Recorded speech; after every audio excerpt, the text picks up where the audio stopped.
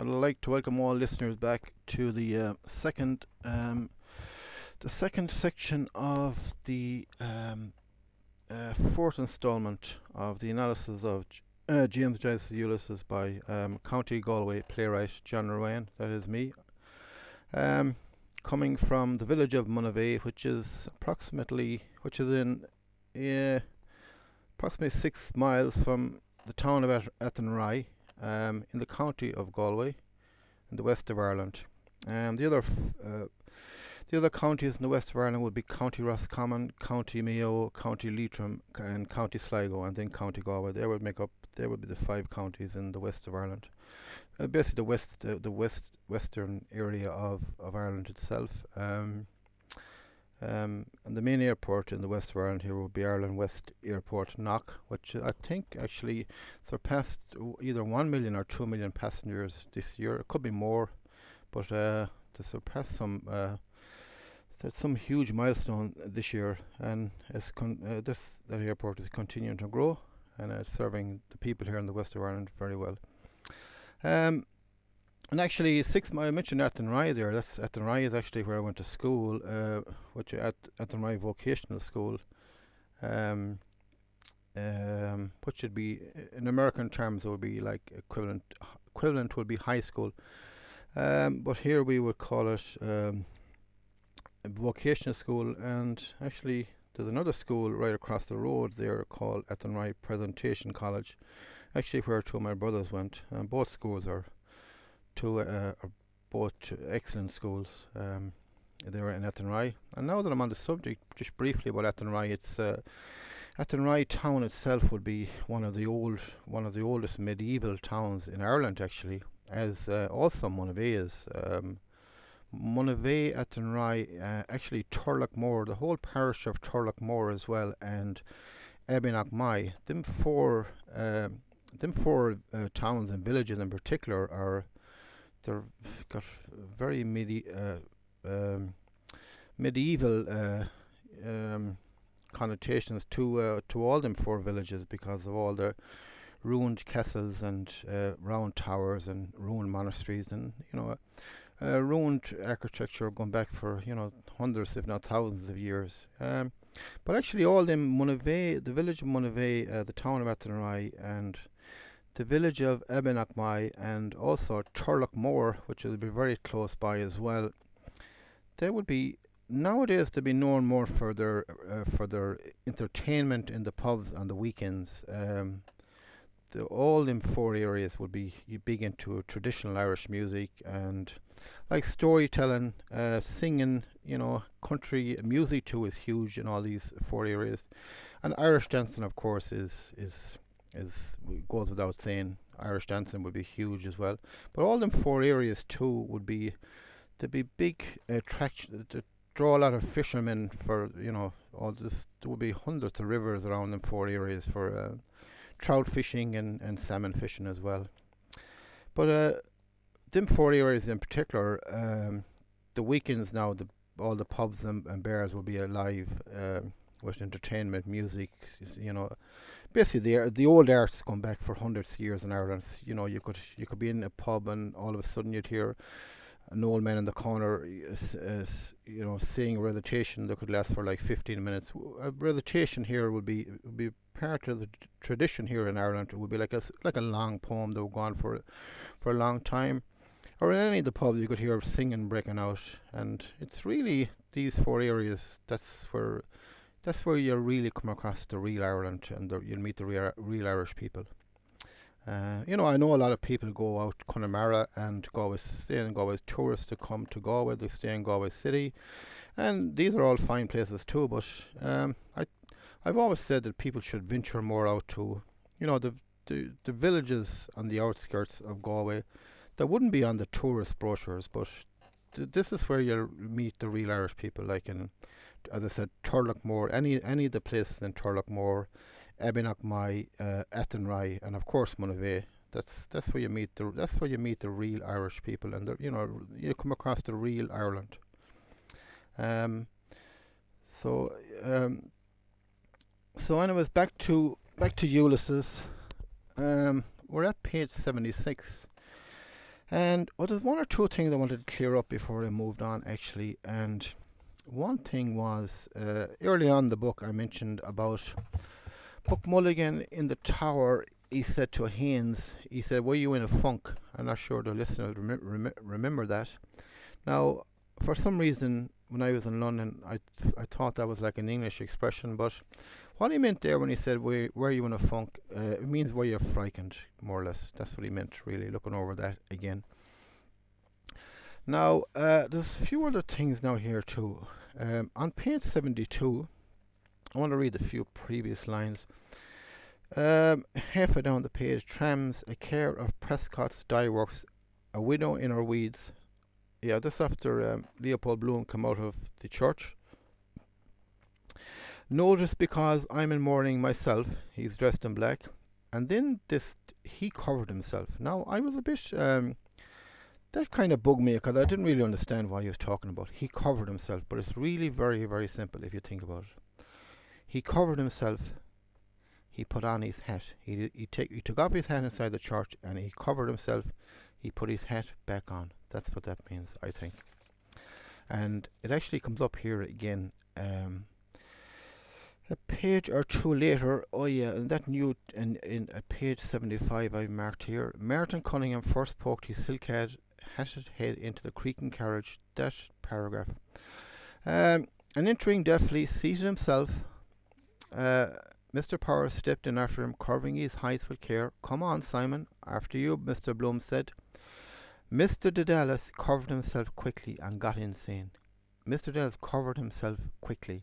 Mr. Dedalus had taken off his hat and he covered himself. He put his hat back on again. That's what that means. And it was kind of bugging me that, anything I can't understand here, it just kind of, I won't say it bugs me, but it would be nice to try and understand it. And I think that's what's gone on there, actually. And now the next page, on 76, just to clear up this here, I think. And actually, when I read Ulysses before, I got caught too with this. But this, I think, is the true meaning of this. More or less halfway down the page, they waited still, their knees jogging, till they had turned and were passing along the tram tracks. Trittonville Road quicker, the wheels rattled, rolling over the cobbled causeway, and the crazy glasses shook, rattling in their door frames. Now, you would immediately think it's the houses that Leopold Bloom was looking at, but and I even when I read over this the last recording, I was thinking, but sure, there would be no glasses in these doors at that time. But it's so simple. It's the glasses in the carriage. I mean, probably most readers got that, or listeners got that. But I was through a loop there. But no, it's the crazy glasses shook, rattling in the door frames. It's the door frames of the carriages. That's what's going on there. But you see, it's not beyond Joyce to be tricking you, because he was talking about the houses and the doors. Very not. Just before that as well, I think in the previous page. So yeah, Joyce does lead you down a certain path, and all of a sudden he just turns around and he's like fooled you, like, kind of. So that's yeah. So now where? Oh yeah, we're starting. Oh yeah, that's actually near where we start again. So I might as well continue reading that. What way is he taking us? Mr. Power asked through both windows.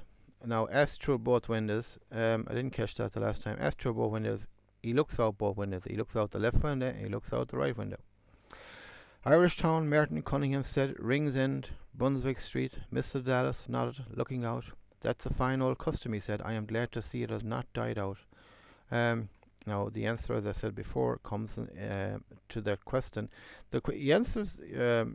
you don't know what he's talking about until you read the next line. All watched a while through their windows, caps and now you should pause there, actually. Caps and hats lifted by passers. Respect. Like when a coffin passes here in Ireland, probably in other countries too, people take off their hats as a mark of respect. The carriage swerved from the tram track to the smoother road past Watery Lane. Mr. Bloom, at gaze, saw a little young man, clad in mourning, a white hat. Just 1 second now. Excuse me. No, it's very humid here, actually. So There could be a lot of pauses at this recording, and I'm also very tired, but I must plug on. Plug on with this book, as they say. Okay, there's a friend of yours gone by, Daedalus, he said. Who is that? Your son and heir. Where is he, Mr. Daedalus? Said, stretching over across. The carriage passed the open drains and mounds of ripped up roadway. Before the tenement houses, lurched round the corner and swerving back to the tram track, rolled on noisily with chattering wheels. Mr. Dallas fell back, saying, was that Mulligan cad with him, his fidus acatus? No, Mr. Bloom said, he was alone. Down with his aunt Sally, I suppose, Mr. Daedalus said. The Goulding faction, the drunken little cost-drawer, and Chrissy, Papa's little lump of dung, the wise child that knows her own father. Now, reading over that again, now we were kind of led to believe here there was a Mr. Daedalus, and we would be immediately thinking, okay, that's Stephen Daedalus, but it's not. It's obviously Stephen Daedalus' father. So, reading over that again. There's a friend of yours gone by, Daedalus, he said. This Leopold Bloom says to Mr. Daedalus, which is Stephen Daedalus' father. Who is that? Mr. Daedalus says, looking out the window, obviously. Your son and heir. Leopold Bloom says, your son and heir. Stephen Daedalus is his son and heir. Next line. Where is he? Mr. Daedalus said, stretching over across. Now you can just visualize Mr. Daedalus stretching over there in that horse carriage and looking out. Great image from Joyce, of course, again. The carriage passing the open drains and mounds of ripped up roadway. That's I've never seen it actually. Of all the books I've read, I've never seen it described as a ripped up roadway, but another brilliant way of describing it. And mounds of ripped up roadway. Before the tenement houses, lurched round the corner, and swerving back to the tram track, rolled on noisily with chattering wheels. Mr. Daedalus fell back, saying, that's a great image of Joyce there.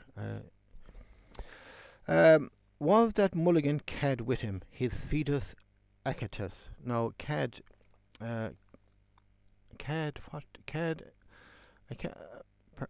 someone who is a cad is a man who behaves cruelly or irresponsibly towards women. Definitely not me. That's what a cad is. Was that Mulligan cad with him? This is what Mr. Daedalus has said. No, Mr. Bloom said, he was alone. And now this is Mr. Daedalus speaking. Down with his aunt Sally, I suppose. Mr. Daedalus said, yeah, the Goulding faction. Now, the Goulding faction is his aunt surname must be Goulding, and when he says the Goulding faction, he's been sarcastic here, first of all, and he's kind of putting them down as such, the Goulding faction, like more or saying I don't like them. The drunken little cost-drawer. Now, that could be talking about the aunt. The drunken little cost-drawer. He's putting them down. He's giving out about them. And Chrissy. Remember we read about in Stephen Daedalus, in his mind, he was thinking about going to his Aunt Sally and Chrissy, Papa's little lump. Remember that? This is kind of come back up again and resurfaced in this book here. The drunken little coster and Chrissy, Papa's little lump of dung. And Chrissy, Papa's little lump, and now he calls them Papa's. This is the daughter of this Aunt Sally. Papa's little lump of dung. He calls her a little lump of dung. Dung here is an Irish word for dung means, well, it means a lot of things here in Ireland, but dung in this sense, it basically means like Papa's little lump of dirt or crap or whatever. It's derogatory anyway, Papa's little lump of dung, the wise child that knows her own father. The wild child, he's given out about this, the Aunt Sally and her daughter Chrissy, and Papa's little lump. He's given out about them. Mr. Bloom's reading on. Mr. Bloom smiled joyously. On Ringsend Road, Wallace Brothers, the Bottleworth, Dotterbridge, Richard Goulding and the Legal Bag. Goulding, Collis and Ward, he calls the firm. His jokes are getting a bit damp. Great card he has. Waltzing in Strammer Street with Ignatius Ignatius Gallagher on a Sunday morning, the landlady's two hats pinned on his head, out on the rampage all night, beginning to tell on him now, that backache of his, I fear, wife ironing his back. Thinks he'll cure with pills, all breadcrumbs they are, about 600% profit. Um, I'll read on the next few lines. He's in with a low-down crowd, Mr. Dallas snarled. That Mulligan is a contaminated, bloody, double-eyed ruffian by all accounts. His name stinks all over Dublin. But with the help of God and his blessed mother, I'll make it my business to write a letter one of these days to his mother or his aunt, or whatever she is, that will open her eye as wide as a gate. I'll tickle his catastrophe, believe you me. So, reading back again. Mr. Bloom smiled joyously on Ringsend Road. Now they're passing Ringsend Road. Now they're passing a building. Wallace Brothers, the Bottle Works. He's looking out the window and he sees this building, and there's the sign he sees. Wallace Brothers, the Bottle Works. Dodder Bridge. They're probably crossing that. Richard Goulding and the Legal Bag. Now he's passing a building and it's Richard Goulding. Richard Goulding and the Legal Bag. Now he's thinking, Goulding, Collis and Ward, he calls the firm. Now, Leopold Bloom has started thinking here now. He's thinking about this Richard Goulding, probably a solicitor. Lawyer, as they call it in America. My wife will like that. Richard Goulding and the Legal Bag. Goulding, Collis and Ward, he calls the firm. This is what he calls his legal firm. Leopold Bloom is thinking, his jokes are getting a bit damp, a bit wet, more or less a bit dry. His jokes are not good anymore, probably because he's telling the same jokes too often. That's what he's more or less saying there. Great care he has. That probably is referring to the sign, I would say. He's got a great sign outside his building. Now he's thinking again, waltzing in Strammer Street with Ignatius Gallagher on a Sunday morning. So this Goulding went into probably a pub, I would say, a public house, bar in Strammer Street with a person called Ignatius Gallagher one Sunday morning with two landladies with two hats belonged to his landlady pinned on his head. For a joke, he was probably drunk. Yes, here we are, out on the rampage all night. Now that's a common expression here. Out on the rampage. That means we out on the rampage means we out drinking heavy last night. That's what that means. Out on the rampage all night. He was out drinking like crazy, more or less, all night. Now he's thinking, beginning to tell on him now. So all this drinking and all the drinking he's doing, the schooling, is beginning to tell on him now. That backache of his. He's got a bad back, I fear. Wife ironing his back. Now, I'm not sure about that. It could refer to wife ironing his back. It could refer to the wife hitting him with like a rolling pin in the back or something. I'd be thinking along them lines or something, possibly. I'm not sure about that. Thinks he'll cure with pills. Thinks he'll cure his back with pills. All breadcrumbs. No, Leopold Bloom is thinking, you'd be well have to be eating breadcrumbs because they're useless. About 600% profit. Could refer to the pills, the breadcrumbs, possibly. Now, next line. He's in with a low-down crowd. Now, Mr. Dallas starts to give out here about his son, Stephen Dallas, and he doesn't like this Buck Mulligan, obviously. He's in with a low-down crowd, Mr. Dallas snarled. That Mulligan is a Now, this is Buck Mulligan from the start of the book. That Buck Mulligan is a contaminated, bloody, double-eyed ruffian by all accounts. His name stinks all over Dublin. That's a common enough expression here in Ireland. His name stinks all over such and such a place. His name stinks all over Dublin. Meaning he's not well liked, basically. But with the help of God and his blessed mother, Mary, of course, I'll make it my business to write a letter one of these days to his mother or his aunt or whatever she is that will open her eyes as wide as a gate. I'll tickle his catastrophe, believe you me. I'll tickle his catastrophe, believe you me. That's a very common expression here in Ireland. I'll tickle his catastrophe, believe you. And them three words, believe you me. or you'd hear that a lot in Ireland. Believe you me, it would sometimes it starts sentences, sometimes it ends sentences, but these are all very these are um what am I don't know how I'm going to try and describe this, but that whole paragraph I have read there, that's exactly you'll hear that in the run of the week here in Ireland to this day. Like these are the words that are even used nowadays. These expressions are so Irish. I'll tickle his catastrophe. Believe you me, that's a real Irish way of saying things. He next line. He cried above the clatter of the wheels. I won't have her bastard of a nephew ruin my son, a counter jumper's son, selling tapes in my cousin. Peter Paul McSweeney's not likely. He ceased. Mr. Bloom glanced from his angry moustache to Mr. Power's mild face, and Martin Cunningham's eyes and beard gradually shaken. Noisy, self-will man, full of his son. He is right. Something to hand on. If little Rudy had lived, see him grow up, hear his voice in the house, walking beside Molly in an Eton suit. My son, me in his eyes. Strange feeling it would be from me, just a chance. Must have been that morning. In Raymond Terrace, she was at the window watching the two dogs at it by the wall of the cease to do evil, and the sergeant grinning up. She had that cream gown on with the rip she never stitched. Give her the touch, Polly. God, I'm dying for it, how life begins. Got big then, had to refuse the Greystones concert, my son inside her. I could have helped him on in life. I could, made him independent, learn German too.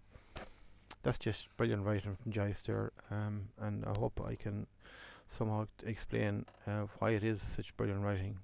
But I'm gonna attempt anyways. He cried above the clatter of the wheels. Now he's still giving out here about Buck Mulligan, Mr. Dedalis, and the clatter of the wheels. You can nearly hear the wheels there. And then he says, I won't have her bastard of a nephew ruin my son. This is referring to Buck Mulligan, a counter jumper's son. A counter jumper's son. So he's more or less saying Buck Mulligan's father was a counter jumper. Someone who was a counter jumper would be a thief in a shop. He'd go into a shop and he'd jump the counter and go in and steal the money from the register, or more or less a counter jumper's son. He may not have been a counter jumper, but that's what he's more or less implying. Selling tapes in my cousin. I'm not sure about that line. I don't know what that is about. Selling tapes in my cousin, but he's given out still. Peter Paul McSweeney's not likely. That's a real Irish expression too. Not likely. Not likely. You hear that in Ireland a lot, Not likely. He ceased. Stop talking. Mr. Bloom glanced from his angry moustache to Mr. Bloom glanced from the person that was given out Mr. Dallas. He glanced from his angry moustache to Mr. Power's mild face, the other person in the carriage, and Martin Cunningham's eyes and beard, the other person, gradually shaken. Now he's thinking. Leopold Bloom is thinking here about Mr. Dallas. Noisy, self-willed man, full of his son.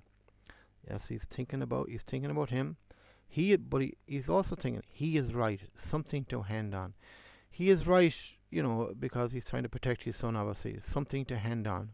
He's thinking about, he's to hand on to his own son. He doesn't want Stephen Dallas being ruined by this Buck Mulligan.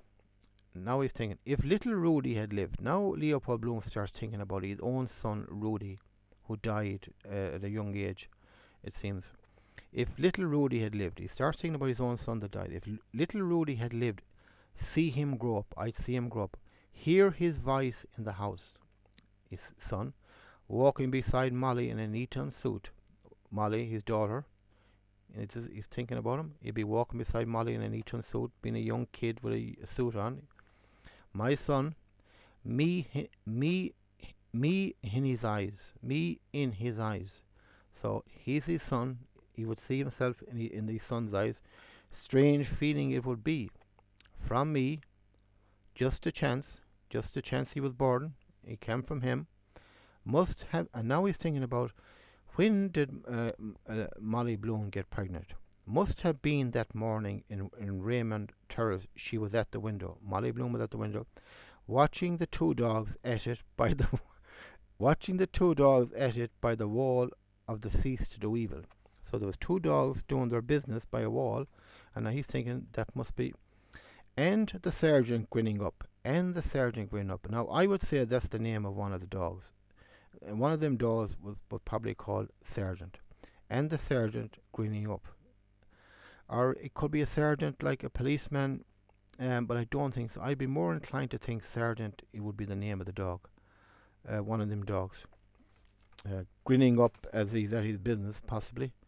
You know. Now he's thinking about Molly Bloom, his wife. She had that cream gown on with the rip she never stitched. Never mended. She never stitched. That's, we know in Ireland what stitch means, but in other countries they may not. Stitched is like not mended. Give her the touch, Polly. Now he's thinking about what Molly Bloom said to him. Give her the touch, Polly. Make love to me. That's what she's saying. Give her the touch, Polly. Now we know Leopold Bloom's nickname is Polly. Give her the touch, Polly. Make love to me, Polly. That's his nickname. God, I'm dying for it. This is what Molly Bloom said to him. God, I'm dying for it. And then he's thinking how life begins. Next line. Got big then. Molly Bloom got big. She's pregnant. Had to refuse the Greystones concert. She had to refuse the concert because she was pregnant. My son inside her. I could have helped him on in life. He's thinking about his own son. He could have helped him on in life. I could. Made him independent. Learned German too. Could have taught him German. Reading on. Now that's just a small paragraph. It's only like 1/3. It's not even 1/3 of the page. Probably about a quarter of the page. And there's so much contained in that. It's just unbelievable, Reading on. Okay. Are we late, Mr. Power asked. 10 minutes, Martin Cunningham said, looking at his watch. Molly, Millie, same thing, water down. Her tomboy oaths, oh jumpin' Jupiter, ye gods and little fishes, still she's a dear girl, soon be a woman. Mullingar, dearest Pepley, young student, yes, a woman too, life. The carriage heeled over and back, their four trunks swaying. Corny might have given us a more commodious yoke, Mr. Power said.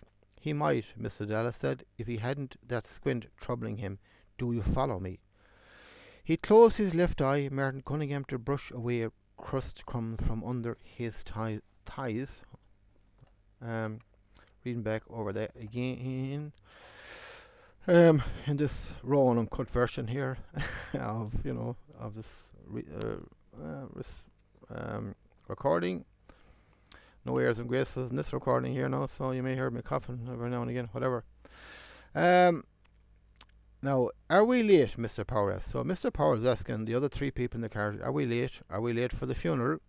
For the 10 minutes, Martin Cunningham said, looking at his watch. Martin Cunningham looks at his watch. We're 10 minutes late.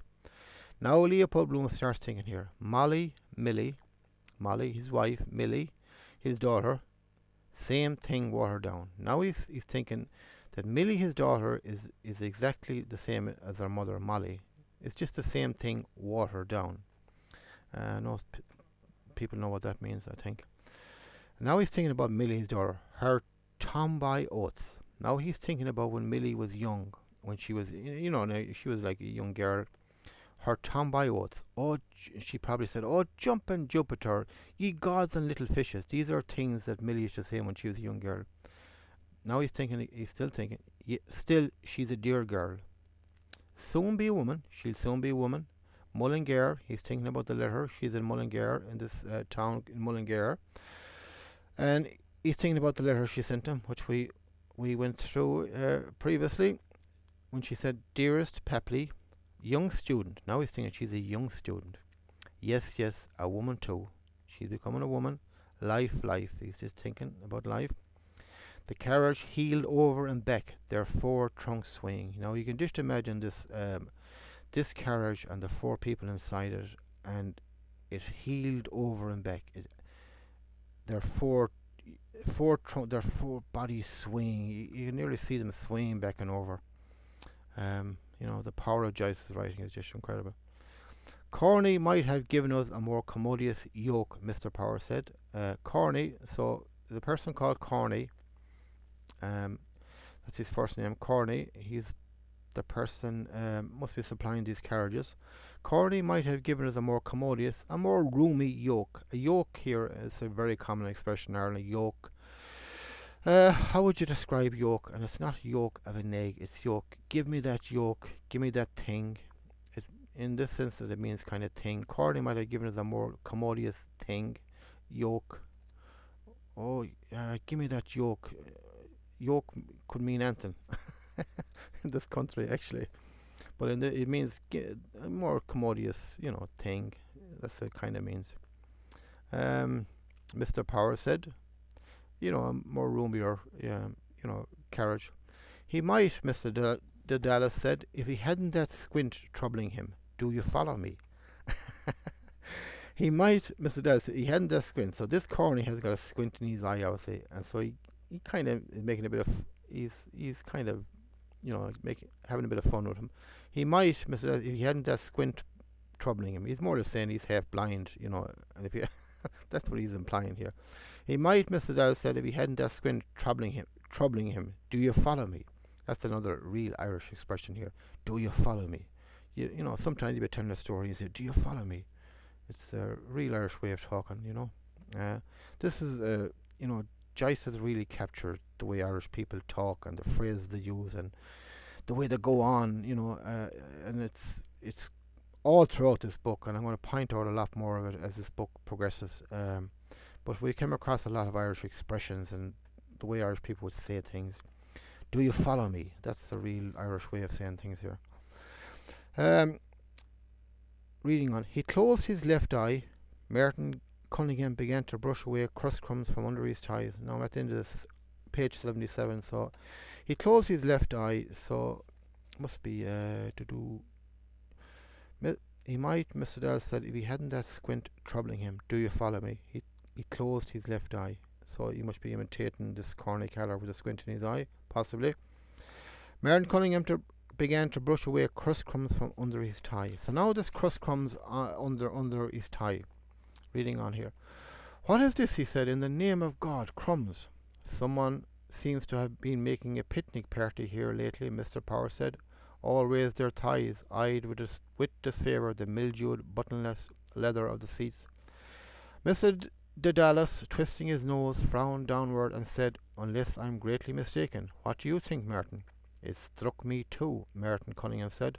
Mr. Bloom set his tie down. Glad I took that bath, feel my feet quite clean, but I wish Mrs. Fleming had darned these socks better. Mr. Dallas sighed resignedly. After all, he said, it's the most natural thing in the world. Did Tom Kiernan turn up? Merton Cunningham asked, twirling the peak of his beard gently. Yes, Mr. Bloom answered. He's behind with Ned Lambert and Hines. Reading over that again. So, if Merton Cunningham began to brush away crust crumbs from under his tie. So there's crust crumbs on the bottom of this carriage.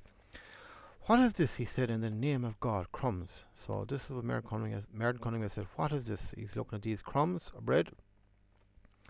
And he says, someone seems to have been making a picnic party here lately, Mr. Power said. So someone was having a picnic party in the carriage. All raised their ties. They're looking for these crumbs underneath. Eyed with disfavour. More or less saying this is not on. This is a bit disgusting actually. All raised their ties. Eyed with disfavour the mildewed, buttonless leather of the seats. Now these seats, the mildewed, buttonless leather of the seats. So the buttons are probably have probably fell off, or they're missing, mildewed. Now, I was actually in a few of these carriages when I was young in Monavea. There was a person lived across the road in Monavea called Jack Morrow. The Lord of mercy, that person.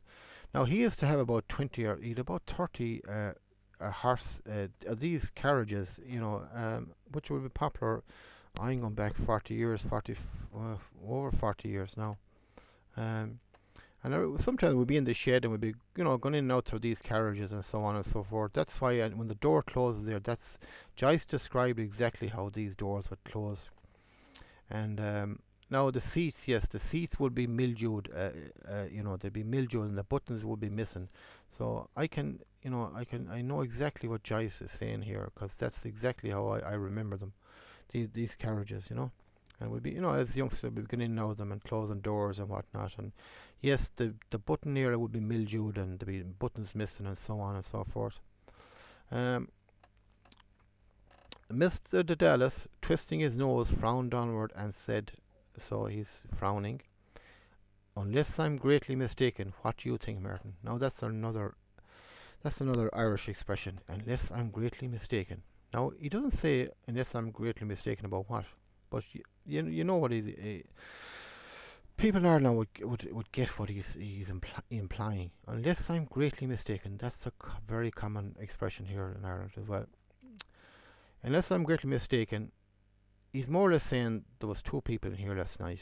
Let me read on the next line. Unless I'm greatly mistaken, what do you think, Martin? It struck me too, Martin said. That's another. That's how Irish people would answer that. They say it struck me too, and it sounds a bit strange. But if you're from Ireland, you get this. It struck me too. Unless I'm greatly mistaken, what he's more or less implying, unless I'm greatly mistaken, there was a man and woman in this carriage last night, and they had a picnic and they made love in the carriage. That's what he's more or less implying.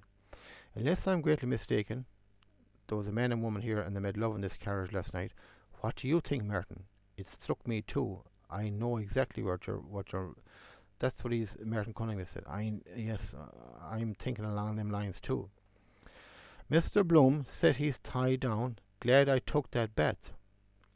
So Mr. Bloom put down his tie and he's thinking, I'm glad I took that bet. Feel my feet quite clean, but I wish Mrs. Fleming had darned these socks better. So there's a woman called Mrs. Fleming who obviously darns his socks, meaning, when socks would have holes in them, to sew them, or another word would be darn them. You darn them, you would mend them. Basically, I wish. So this Mrs. Fleming, she must mend socks for a lot of people, obviously, I would say. And he's thinking, but I wish Mrs. Fleming had mended these socks better.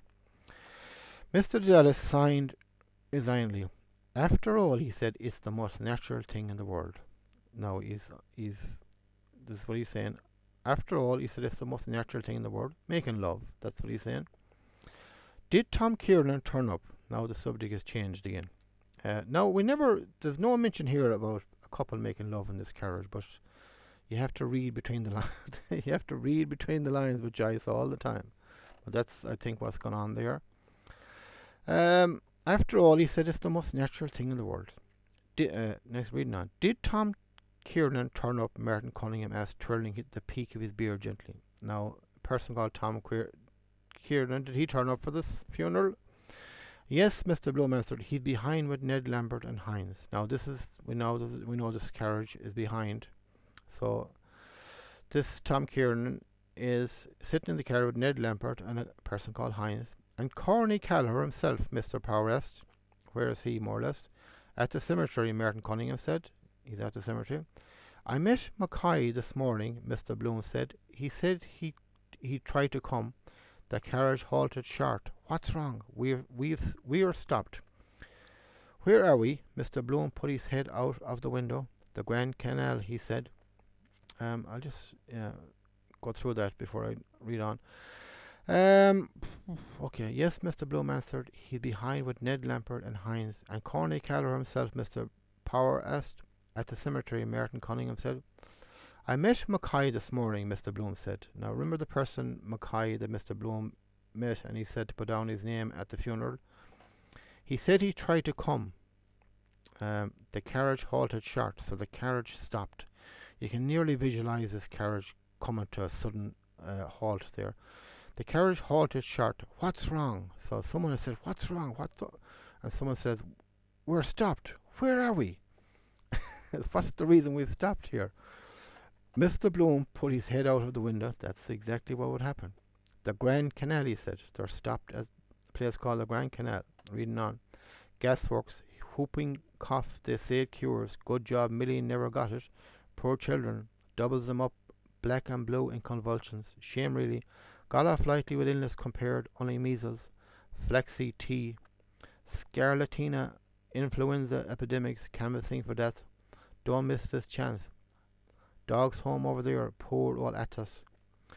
Be good to Athos, Leopold is my last wish. Thy will be done. We obey them in the grave, a dying scrawl. He took it to heart, pined away, quite brute, old men's dogs usually are. Reading on there now, or going back over that, sorry. The Grand Canal, he said, gasworks. So now he sees a building and it's the gasworks. Now he's thinking, whooping cough, they say it cures. So he's thinking here now, whooping cough, which was a very common disease going back in Irish history, probably around that time too. Whooping cough. So he's more or less thinking that the gaswork, the gas would cure whooping cough. I think that's what is being implied. Good job, Millie never got it. It's a good job my daughter Millie never got whooping cough. Poor children, he's thinking about children in general. Double them up, black and blue, and convulsions. So anybody gets whooping cough will be coughing non-stop, and they will be doubled up, black and blue, and convulsions. I think it's an awful painful death. I think that's what he's more or less saying there. Double them up, black and blue, and convulsions. Shame really. Now he says, got off lightly with illness compared. Now he's thinking, I got off lightly with illness compared. Millie never really got seriously sick. That's what he's saying. Only measles. She only got measles. Flexi T. Scarlatina influenza epidemics. Now, there's probably two explanations to these few words here. Flexi T could cure, may relieve measles, but I'd be thinking along the lines that he sees signs or posters or hoardings, and one says Flexi T. Scarlatina. If I knew what that is, and I never looked that word up. This could be another sign saying that, another poster saying that. Influenza epidemics. These could be signs he just sees now in buildings, or stuck to something. Possibly that could be a possible explanation. That influenza epidemics, Scarlatina. Canvassing for death. Yes, that's like cancer. These will kind of cure this influenza, and he's saying, yeah, that's like canvassing for death. Don't miss this chance. Yes, I'd be more inclined to think that he's looking here at posters stuck to a building or something. Even though they're at the canal, they may have passed the canal by this stage, or the bridge in the canal. He could just see a sign: Flexi T, Scarlatina, influenza epidemics, canvassing for death. Don't miss this chance. Don't miss this chance to get this, to buy this Scarlatina, possibly. Now, yes, dog's home over there. Now you see the dog's home in the distance. And now he's thinking, poor old Athos. This is a dog that was belonged to, that Leopold Bloom know. Dog's home over there. This is another example of, and you see this a lot in Ulysses, as I said before. One thought sparks another thought, sparks another thought, sparks another thought. And actually it gets a lot more intense and a lot more in depth as this book goes on, where one thought triggers another thought, and it could trigger upwards of 20 or 30 thoughts, and you have to be able to kind of figure out what's going on. It's mild now compared to what it's going to get in this book, but there's always clues given. So this is a good example here of this. Where are we? Tall. Dog's home over there now. You see the dog's home over there, and now he starts thinking about maybe not his dog, but a dog that he knows. Poor old Ethos. It could be their family dog. He starts thinking about his own dog. Be good to Ethos. Now, someone said be good to Ethos. Possibly his father or his mother, I would say. Be good to Ethos. So his father could be dying, or his mother could be dying. We don't know yet.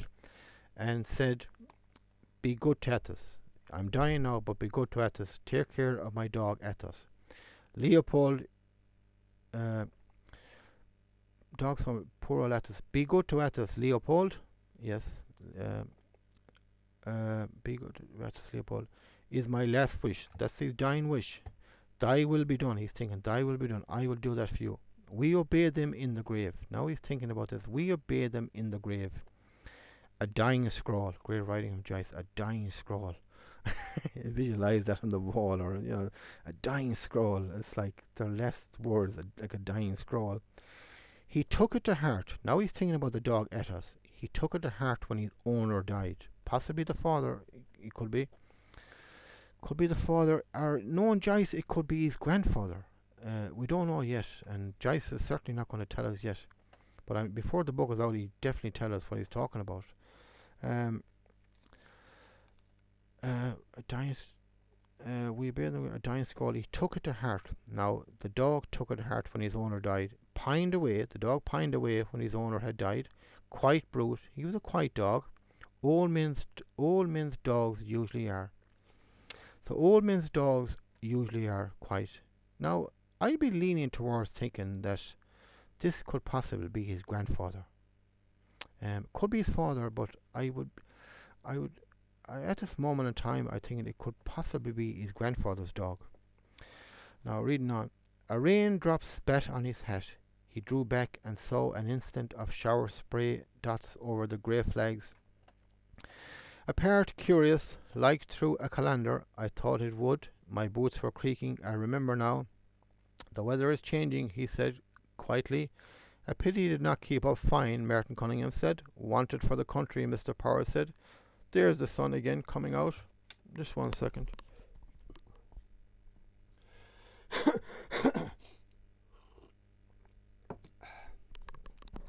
Just taking a drink of tea, that's all now, so, so wanted for the country, Mr. Power said. There's the sun again coming out. Mr. Dallas, peering through his glasses towards the veiled sun, hurled a mute curse at the sky. It's as uncertain as a child's bottom, he said. We're off again. The carriage turned again its stiff wheels, and their trunks swayed gently. Martin Cunningham twirled more quickly. Is it quickly? It's getting late at night here now, and I do wear reading glasses, and they're getting a bit fogged up. You can laugh all you want. Martin Cunningham twirled more quickly the peak of his beard. Tom Kiernan was immense last night, he said, and Paddy Leonard taking him off to face. Oh, draw him out, Martin, Mr. Power said eagerly. Wait till you hear him, Simon, on Ben Dollar singing of the Crappy Boy. Okay, reading back. Okay, reading back again. Now this is brilliant writing from Joyce. If you visualize this in your mind. Let me read the previous line. He took it to heart, pined away, quite poor. Old men's dogs usually are. A raindrop spat on his hat. So, a raindrop spat on his hat. So, and his hat just one drop of rain, like spat on his hat. He drew back, so he head out the carriage, possibly, or close to the window. A raindrop spat on his hat. That's brilliant writing from Joyce. Absolutely brilliant writing there. This is another example of the difference between writing and storytelling.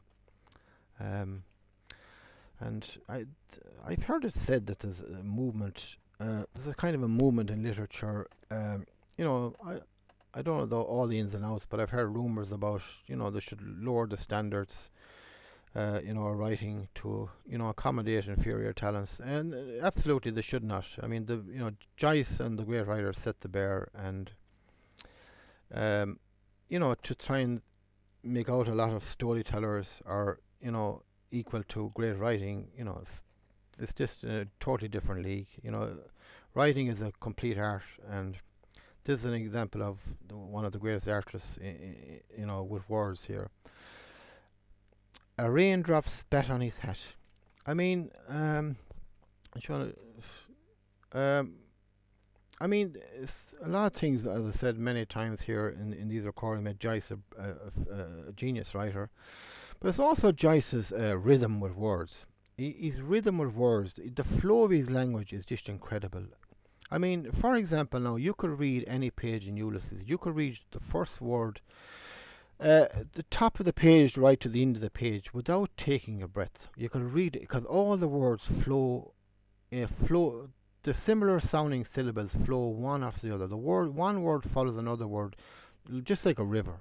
Um, that's just fantastic, great writing. Whereas you read writers and you read two lines and you get stuck, and you have to start reading again for another line, and you get stuck again. They're using the wrong words at the wrong time in the wrong place, and um, I don't know. I've always said about writing. A good test of how good a writer is open their book at any page and read the page at a quick pace. Read it at fast pace. Like, for example, what is this he said in the name of God? Crumbs, somebody seems to be having. Just go at a speed like that right through the page and see how many times do you get stuck reading that page. In Joyce's and all the great writers, you can read that flowing like a river. With the similar sounding, one word follows another word just beautifully, if you know what I mean, kind of style. Um, you're not getting stuck all the time when you're reading their words. It's like the wrong word, it's just the wrong. It's kind of hard to describe, but this is a great example of fantastic writing here. A raindrop spat on his hat. He drew back and saw an instant of spray drops. He drew back and saw an instant of shower spray dots over the grey flags. He drew back and saw an instant of shower spray dots over the green flags. You can just visualize all these drops, falling on these on the ground and on this kind of concrete flags. You just see drops one after the other all over the place. That's two brilliant lines of writing from Joyce. A raindrop spat on his hat. He drew back and saw an instant of shower spray dots over the grey flags. Apart, curious. Now he's thinking about the drops. They're a bit apart. Curious. That's curious. He's thinking, like through a calendar. Now a calendar is a calendar is a metal or plastic container with a perforated bottom for draining or straining. And he's saying, yes, these drops is like they're dropped through. This water is like it was dropped through a calendar. And that's just perfectly the way that's described. And then he's thinking, I thought it would. He's thinking in his mind, yes, I thought it would rain. My boots were creaking, I remember now. So every time it rains, Leopold Bloom's boots start creaking. This is a kind of a sixth sense he has when it's about to rain. I thought it would rain. My boots were creaking, I remember now. His boots were creaking earlier on. So that was a sign, yes, this is sixth sense is going to rain. The weather is changing, he said quietly. One of the people in the carriage said this. A pity did not keep up fine, Martin Cunningham said. Wanted for the country, Mr. Power said. The rain. There's the sun again coming out. So to see the sun coming out. Mr. Dallas, peering through his glasses towards the veiled sun, hurled a mute curse at the sky. So he's cursing. It's as uncertain as a child's bottom. That's pretty self-explanatory. I don't need to go into any detail explaining that, I don't think. We're off again. So the carriage has moved. Somebody has said that. The carriage turned again. Its stiff wheels and their trunks swayed gently. Their bodies swayed in the carriage. You can visualize them swaying in the carriage here. Martin Cunningham twirled more quickly the peak of his beard. Tom Kiernan was a mince last night, he said, and Paddy Linner taking him off to his face. This is another real Irish expression you would hear. Tom Kiernan was a mince last night. A mince doesn't mean what it means in the dictionary in this sense. Tom Kiernan was a mince last night. It means Tom Kiernan in the pub last night was a mince. He was very funny. That's what it means in this context. Tom Kiernan was very funny in the pub last night. And Paddy Leonard taking him off to his face. And a person called Paddy Leonard in this pub was imitating him to his face. Probably when he's a bit drunk or whatever. Or draw him out, Martin. Or draw him out. That's a real Irish expression as well. Or draw him out. When you're trying to draw somebody out, is your how would I describe this at all? Or draw him out. You're trying to poke a bit of fun at somebody, or draw him out. Yeah, kind of something along them lines, like draw him out. How would I describe this now at all? And being so tired and all. or draw him out. Um, you kind of trying to poke a bit of fun at him. That's kind of more or less what it means. Mr. Power said, "Wait till you hear him, Simon. Wait till you hear him, Simon the Dallas, on Ben Dollar singing of the Crappy Boy." This is a song, the Crappy Boy. So this person sang this song in the pub last night. Immense, Martin Cunningham said pompously. Immense, yeah, immense. That's it's. He was funny, more or less. His singing of that simple ballad, Martin, is the most stringent rendering I've ever heard in the whole course of my experience. That's how an Irish person would say that. Reading on, Tringen, Mr. Power said, laughing, he's dead nuts on that and the retrospective arrangement. Did you read Dan Dawson's speech? Master Cunningham asked. I did not then, Mr. Dallas said. Where is it? In the paper this morning. Mr. Bloom took the paper from his inside pocket. That book I must change for her. No, no, Mr. Dallas said quickly. Later on, please. Mr. Bloom's glance travelled down the edge of the page, scanning the desks. Callan, Coleman, Dignam, Fawcett, Lowry, Norman, Peake. What Peake is that? Is it the chap wasn't Crosby's and Allen's? No Sexton, upright, ink characters, fast fading on the frayed breaking pages, or breaking paper, thanks to the little flower, sadly missed to the inexpressible grief of his aged 88 after a long and tedious illness, months mine Quinlan, on whose soul, sweet Jesus have mercy.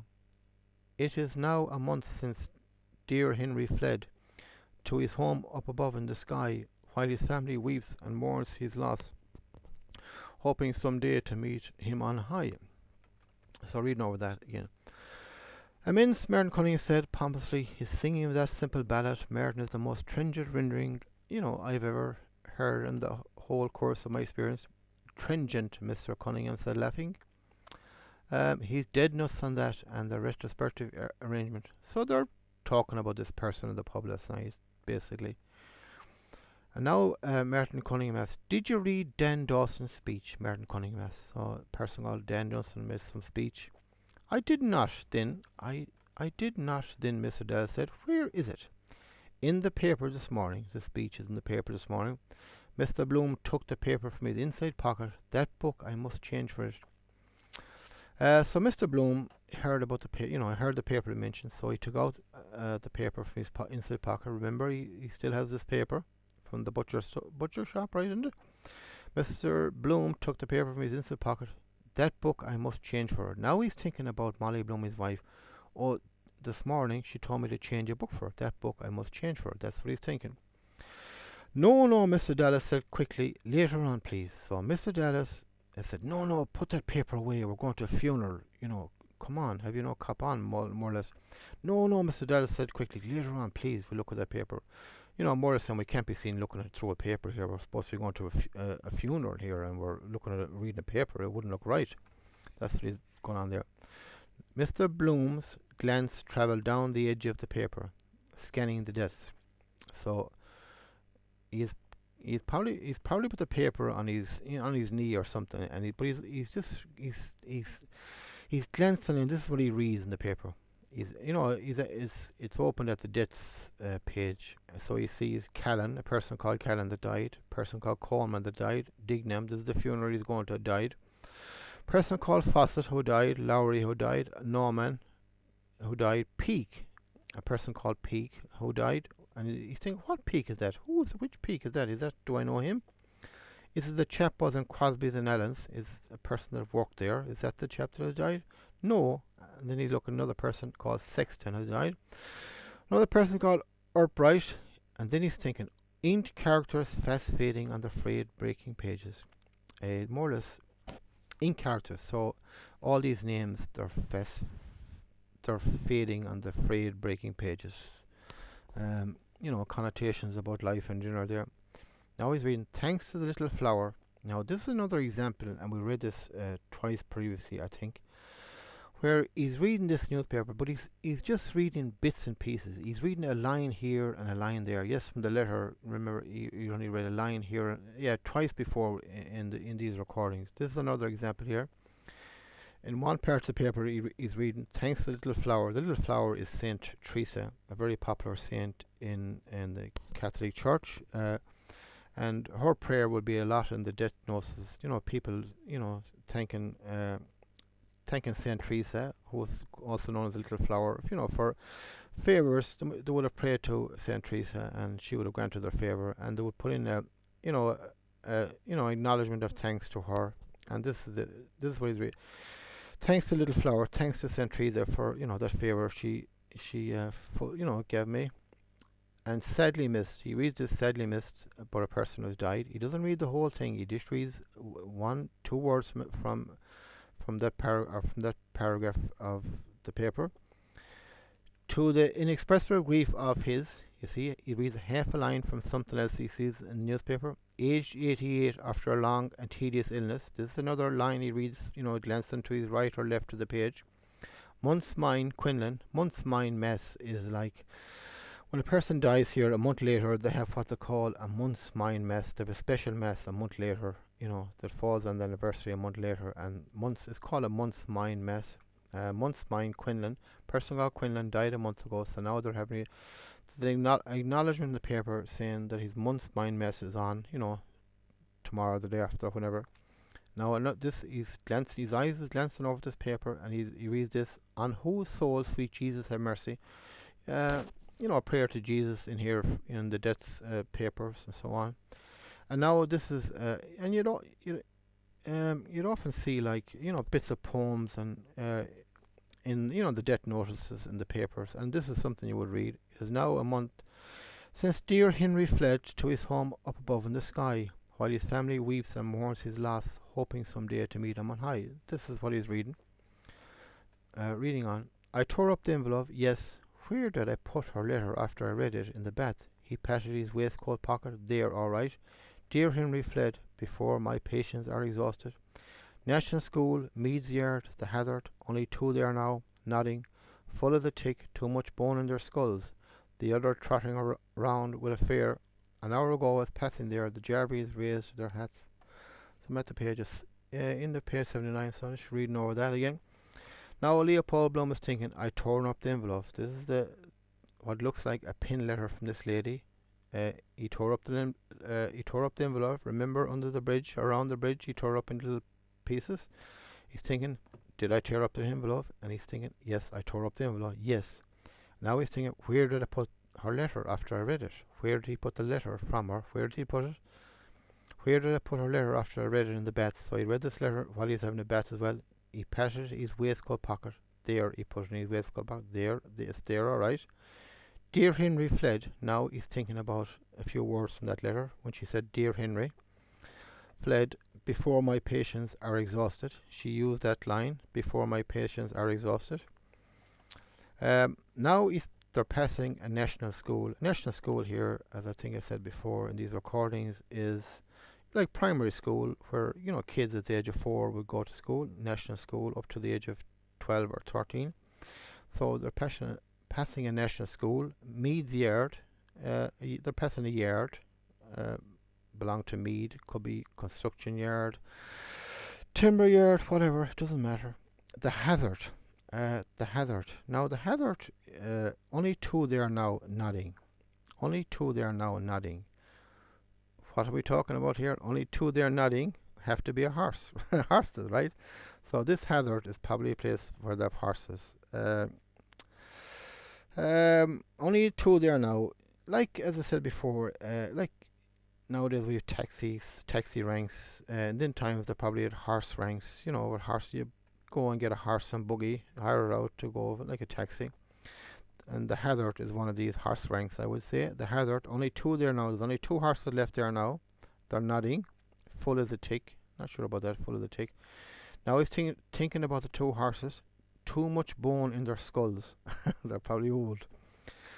The other trotting around with a fare. There's another horse that does be there, but he's trotting around with a fare, like a taxi fare, a horse fare. An hour ago I was passing there, so Leopold Bloom passed this place an hour ago walking. The Jarvies raised their hats. The Jarvies, if I was to guess, would be the people that would drive these horse horse-drawn buggies. I would say they were called Jarvies. So the Jarvies raise their hats, visualize the carriage passing by, and the Jarvies raising their hats.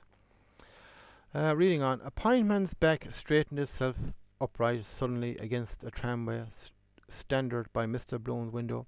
Couldn't they invent something automatic so that the wheel itself, much handier? Well, but that fellow would lose his job then. Well, but then another fellow would get a job making the new invention. Ancient concert rooms, nothing on there. A man in a buff suit with a crepe armlet, not much grief there. Quaker morning. People-in-law, perhaps. They went past the bleak pulpit of St. Mark's, under the railway bridge, past the Queen's Theatre in silence. Hoardings. Eugene Stratton, Mrs. Bandman Palmer. Could I go to see Le tonight, I wonder? I said I, or the Lily of Killarney. Elsie Grimes, Opera Company, big powerful charge, with bright bills for next week. Fun on the Bristol. Merton Cunningham could work a pass for the Gaiety. Have to stand a drink or two as broad as long. He's coming in the afternoon. Her songs. Plassos. Alright, just go back over that again. A pine man's back straightened itself upright suddenly against the tramway standard by Mr. Bloom's window. So the trams in them times, there was probably like a pine man's back. There was probably a signal man when the trams would be coming along. Something along them lines, I would say. A pine man's back straightened up, so he would probably halt the traffic or halt people from. If the tram was passing, possibly he would stop people from crossing in front of the tram, I would say. And he was probably called a pint man. A pine man's back straightened itself upright, so he was probably sitting down, possibly, and the tram was coming. So a pine man's back straightened itself upright suddenly against a tramway standard by Mr. Bloom's window. Something along them lines, if you visualize that. Now Leopold Bloom is thinking, couldn't they invent something automatic? Joyce was, I told you Joyce was, well, I didn't say it before, but Joyce was way ahead of his time. Leopold Bloom is thinking here, and back here in the early 1900s, he's thinking, couldn't they invent something automatic so that the wheel itself, it wasn't invented that time, but it was invented later on. I'm sure. So couldn't they invent something automatic, like an automatic signal, or thing? Couldn't they invent something automatic so that the wheel itself? Joyce never really got credit for that. Now there, did he? But belated credit for James Joyce. Couldn't they invent something automatic so that the wheel itself? And he's thinking it would be much handier, besides having a person there. Something automatic, then this tram comes along that it pops up and so on and so forth. Now he's thinking, well, but that fellow would lose his job then. So right, James Joyce was, that person did lose his job. Well, but that fellow would lose his job then. Well, but then another fellow would get a job making the new invention. You see, Joyce has everything covered. But then another fellow would get a job making the new invention. You see.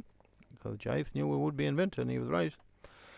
Ancient concert rooms, nothing on there. Now, ancient concert rooms, these are probably somewhere where they held operas or something along them lines. I would say it could be something else rather than operas, but something along them lines. So, ancient concert rooms, nothing on there. There's nothing on there tonight. A man in a buff suit with a crepe armlet. A man in a buff suit. A buff suit, a thick short coat of buff leather. That's what that is. A man with that kind of a suit and a crepe armlet. Not much grief there. Not much grief there. Quarter morning, people-in-law perhaps. So, a man in a buff suit. So, he's kind of, Leopold Bloom is kind of thinking, this man is,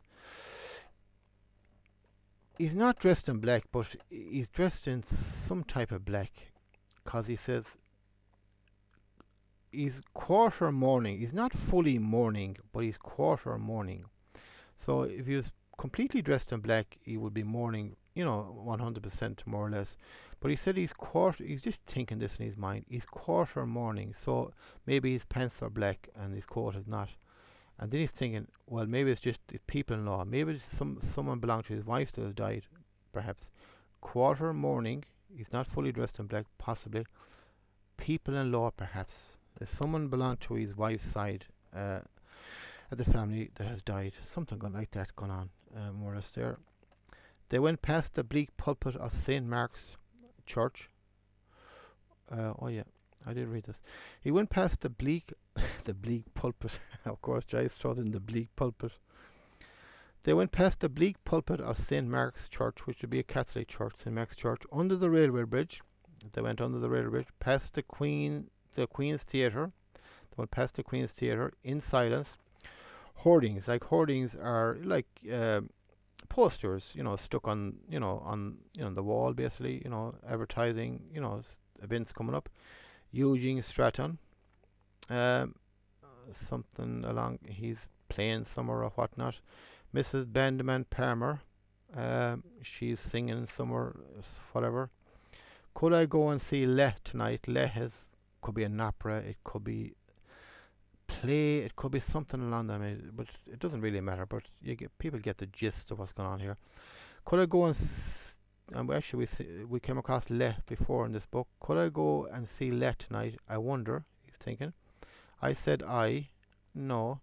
Or the Lily of Killarney, which is another event that is coming up.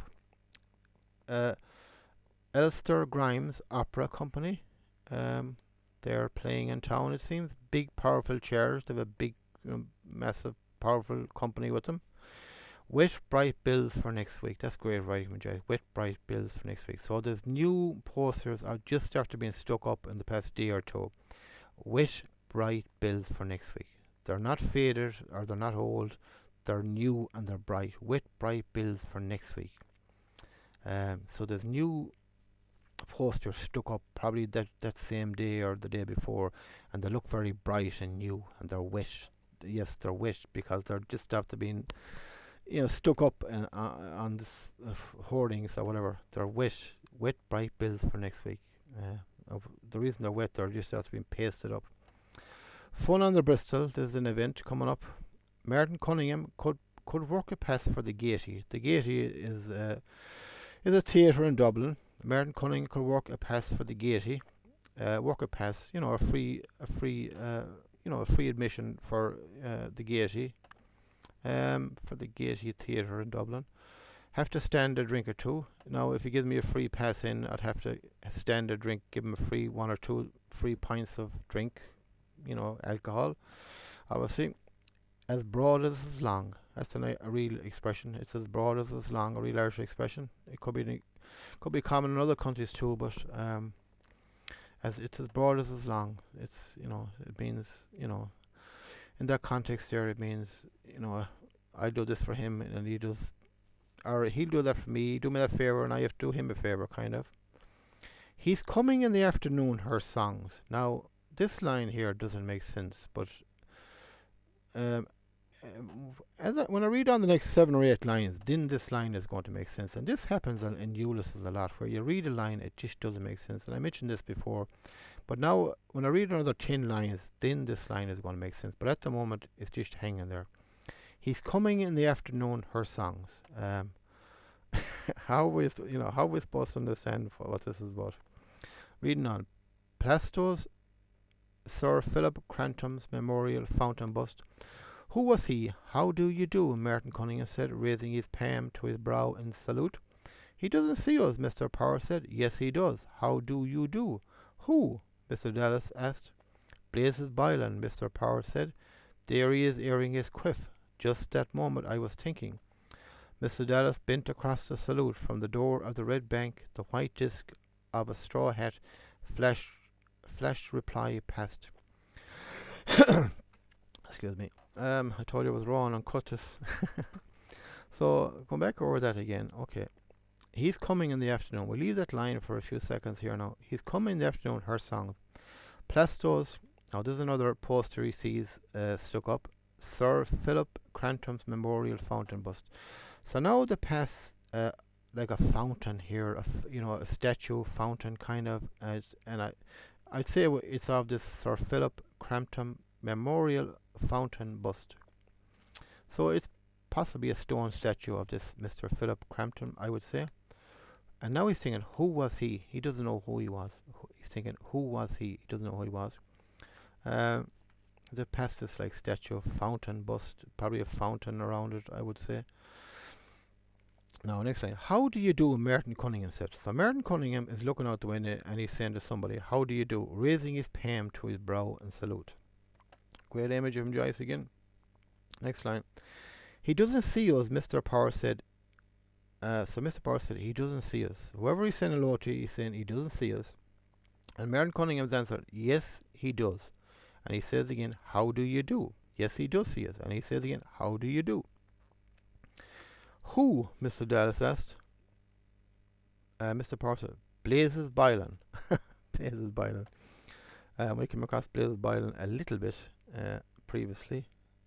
Blazes is who sings with Molly Bloom in these operas. Blazes Bylan, Mr. Power said. There he is airing his quiff. There he is airing his quiff. So I see a person called Blazes Bylan in the distance. And he said, how do you do? So he must have been that far away. There he is airing his quiff. Airing his quiff. Could be taking off his hat and he's just airing his hat. Possibly something along them lines. There he is airing his quiff. Just that moment I was thinking. Now, this is Leopold Bloom thinking. Just that moment I was thinking. Now, this explains the line previously I was talking about. Now, as broad as it's long, going back a few lines, he's coming in the afternoon, her song. Now, Leopold Bloom is thinking about Blazes Bylan coming to his house, to his wife Molly Bloom, he said, and he's thinking, he's coming in the afternoon. Blazes Bylan is coming in the afternoon, her songs. Probably himself and Molly Bloom are going to be practicing the songs in the opera in their house. And he's thinking, he's coming in the afternoon. Blazes Bylan, he's thinking this here now, is coming to practice, singing with his wife Molly. And going on 4 or 5 lines. Blazes Bylan, Mr. Power said, there is ear in his cuff. Just that moment I was thinking. Just that moment I was thinking about Blazes Bylan. And you see, Blazes Bylan, Mr. Power said, there is ear in his quiff. And Leopold Bloom thinks, just that moment I was thinking about Blazes Bylan. How is ironic the word to use, or something along them lines. Reading on. Mr. Dallas bent across to salute. From the door of the Red Bank, the white disc of a straw hat flashed. Reply passed. So Mr. Dallas bent across the carriage to salute from the door of the Red Bank. So Blazes Bylan is at the door of the Red Bank. From the door of the Red Bank, the white disc of a yes, that's his quiff. Yes, the white disc of a straw hat flashed. Reply past. Great rhyme, Joyce. So quiff, yes, quiff has got to be his hat, his straw hat. And should we go back again there? Where is it? Where's it all? There is earring is quiff. And yes, here we have the answer here. They had Mr. Dallas bent across the suit from the door of the Red Bank, the white disc of a straw hat. Visualize that in your mind. The white disc of a straw hat flashed. Reply passed. So Blazes Bylan kind of saluted him with his hat. He kind of held his hat in the air and, saying, oh, hello. So from the door of the Red Bank, the white disc of a straw hat flashed. Reply. He waved his hat. Passed. So it's great to write him, Joyce, again. Reading on. Mr. Bloom reviewed the nails of his left hand, then those of his right hand. The nails, yes, is there anything more in him? That day she sees fascination, worst man in Dublin, that keeps him alive. They sometimes feel what a person is, instinct, but a type like that. My nails, I am just looking at them, well paired, and after thinking alone. Body getting a bit softy, I would notice that from remembering. What caused that, I suppose? The skin can't contract quickly enough when the flesh falls off, but the shape is there still, shoulders, hips, plump. Night of the dance dressing, shift stuck between the cheeks behind. He clasped his hands between his knees and satisfied sent his vacant glance over their faces. Okay, let me go over that now again because I'm finishing up soon here. Just that moment I was thinking. Just that moment I was thinking about Blazes Byron. Mr. Dallas bent across. Yeah, we got that straw hat flashed. Mr. Bloom was looking down at the nails in his hand. Mr. Bloom reviewed the nails of his left hand, then those of his right hand. Visualize that, listeners. And also visualize buying my book, 9 Stories from Heaven On. And also visualize spreading the word about that book. Then those of his right hand. Review. Mr. Bloom reviewed the nails of his left hand, then those of his right hand. The nails, yes. Now he's looking at his nails. Is there anything more in him than she sees? Now he's thinking here about Blazes Byron, I think. And he's thinking, is there anything more to this Blazes Byron that they see and my wife Molly Bloom sees? This is what he's thinking. Fascination. Are they fascinated by this person? And then he's thinking, I think he's the worst man in Dublin. I'm not 100% sure about this now, but I'd be thinking along them lines. That keeps him alive. I don't know about that. I haven't a clue about what that means. That keeps him alive. That keeps him alive. I'll have to give that more thought. They sometimes feel what a person is. They sometimes feel what a person is. Right here now, I'd be leaning towards thinking they sometimes feel what a person is. Instinct. He could possibly hear thinking about his fingers. They sometimes feel what a person is. Instinct. But a type like that, now is it thoughts that revert back to Blazes Byron, I would say. Possible. My nails. They sometimes feel what a person is.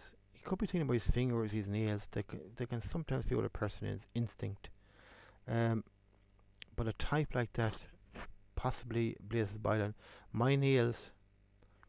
I am just looking at them. He's just looking at his nails. Well paired. They're well paired, my nails. And after thinking alone. Now, he's thinking here about, right here now he started thinking after the bath he had today. And after the bath, and after when he was thinking alone in the bath, body getting a bit softy. He's thinking about his body is getting a bit softy. I would notice that from remembering. You would notice his body is soft from remembering, because when he was younger it wasn't soft like it is now. Now he's thinking, what causes that? What causes the body to go like that, I suppose? And then he says, what causes that? I suppose the skin can't contract quickly enough when the flesh falls off. This is what he's thinking, I think, now, as he's getting older. But the shape is still there. The body is still the same shape. The shape is there still. Shoulders the same. Hips the same. Plump. Night of the dance dressing. Now, some dance he was gone out to for the night. Night of the dance dressing. Shift stuck between the cheeks behind. Something got to do with his rear end. Something possibly short stuck there. Who knows? Something on them lines. He clasped his hands between his knees and satisfied Cynthia's vacant glance over their faces. Mr. Power asked, how was the concert tour getting on, Bloom? I'm going to stop right there now. Where are we taught? We're up to page 81. We're finished page 80. We're progressing on nicely. Joyce connoisseurs. 1, 2, 3, 4. 1, 2, 3, 4. 4, nearly 5 pages. Yes, that's not bad, I suppose.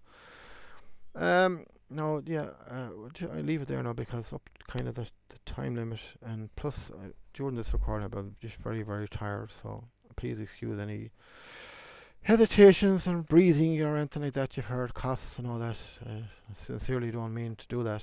And as I said, this is an amateur recording. But anyways, before I go, I just want to plug my book again. I know I'm boring everybody with this plugging. The name of the book is 9 Stories from Heaven On. It's there should be a link from this recording to it. It can be viewed. The first 18 pages can be viewed, and it can be read, and it can be purchased from Amazon. And as I said before, not alone is it 9 short stories, 9 stories from Heaven On. It's also 9 one-act plays. And as I said before, when all these plays are staged, every word of dialogue will be used exactly as seen in the book. And actually, now that I think about it, any stage actors or stage actresses out there, if you purchase that book, you could rehearse among one another. Just get a yellow marker and highlight the lines, and you can do the characters, because every word as seen in the book will be used on stage. If you're looking for a bit of practice with your stage acting, you can practice on all them stories. 9 stories or 9 one-act plays. Well, in actual fact, there's 2 of them stories that will be part of a one-act play, and there's another one that's going to be added to make up a complete one-act play, which will be 50 minutes. And as I said, I have 3 one-act plays ready to go, and any theatre interested in staging them, send me an email, and by all means I'll get them scripts off to you. As I said, cast of 24. I know all stage actors and actresses are always looking for parts, and there's 24 parts there. That's the beauty of my plays. There's parts for everybody. If usually most theatre companies have a lot of members, you're always looking for parts. What are you waiting for? Send me emails. I get parts for everybody. That's my plays. Basically, are all large casts, deliberately so, because I want to make as many parts for people as possible. As I said before, I have 9, 10, 11 one-act plays wrote, and 2 full-length plays, 4 complete nights of theatre with an overall cast, combined of over 80 characters. And just drop me an email, and I will certainly get them plays off. But I want to start out with them 3 one-act plays first of all, and then stage the other plays afterwards. And as I said, the cast of 24. I know stage actors and actresses are always moaning about they can't get parts and so on and so forth. Well, I don't know what they're waiting for. These plays are stageable plays. One of them was staged out in New York, and I got a fantastic review from the Village Voice out there. And if it's good enough to be staged out there and gets a good review from the Village Voice, it's certainly good enough to be staged in the smaller theatres in Ireland, I think.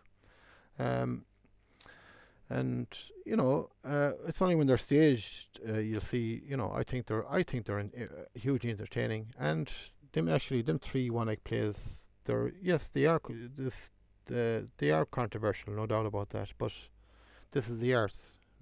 When did the arts ever shy away from controversy? I have never known the arts to shy away from controversy.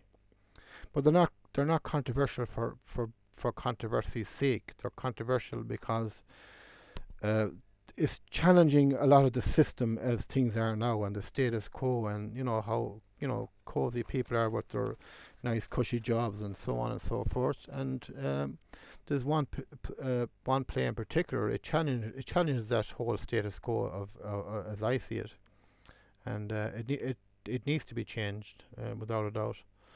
As I said, the plays are controversial. Not controversial for the sake of being controversial. That's just the way the plays come out. And the arts never shied away from controversy before. But the plays are hugely entertaining. And as I said, if people purchase the book 9 Stories from Heaven On, they will see themselves, that these plays are entertaining. And as I said, they can rehearse among their friends. Rehearse the parts. Them are the lines. The lines exactly. You can highlight the book. Them are the lines that are going to be used exactly in the plays when they are staged. But I don't want to be boring listeners with all that. But I need to plug my writing, because I haven't got any help from any arts organisation in Ireland, despite the fact I've written 13 plays, and I can potentially put 80 actors and actresses on stage on these plays, and I haven't even got any acknowledgement from any arts council in the whole of Ireland, which I find very, very strange indeed, considering all the money that's been dished out to the arts, especially in theatre in this country. I think I have done my bit for the arts and for theatre by writing all these plays, 13 plays with characters, 80 characters, and 4 complete nights of theatre. I certainly think I've done my bit, but I haven't even got an acknowledgement from any arts organisation in Ireland at all, which I think is really actually very sad. It's very sad and actually very strange. Now that I mention it, it's very, very strange. but that will not that certainly will not stop me in my artistic endeavours. So I'd like to sign off. I'd like to thank all listeners for coming on this journey, and I'm going to keep plodding away at Ulysses, and eventually we'll get to the end of the book. And as I said, any theatres, from any country, especially from America, because I have a great love for America. My wife is American from New York City, and I spent over 15 happy years in America. I really loved America. Any theatres, big or small theatres out there in America, by all means, send me an email, and I will certainly get these plays off to you. And you can put, as I said before, you can put 24 of your group to work immediately, more or less, And these are extremely entertaining plays, And I have to go now, and that's it. Until next time, goodbye and sláinte from the village of Monavie, County Galway in the west of Ireland. Goodbye.